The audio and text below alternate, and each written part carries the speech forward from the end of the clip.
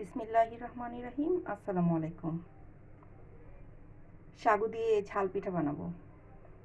আমি এখানে সাগু নিয়েছি, নিয়েছি পেঁয়াজ, কাঁচামরিচ, একটা ডিম দিয়ে দিয়েছি, আর লবণ, সাথে একটু হলুদের গুঁড়া দিয়েছি কালার হওয়ার জন্য, আর বেসন দিয়েছি। তো আমি এটা মাখিয়ে নিয়েছি, এখন ভাজা শুরু করব।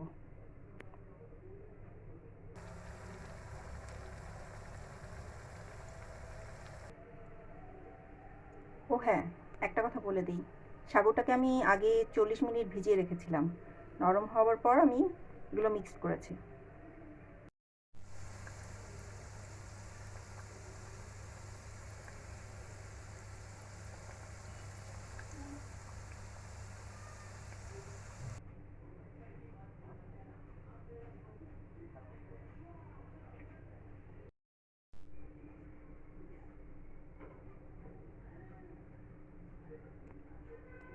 সাগুর ঝাল পিঠা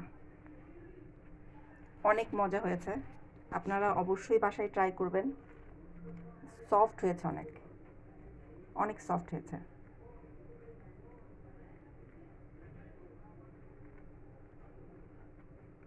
বাসায় অবশ্যই আপনারা ট্রাই করে দেখবেন।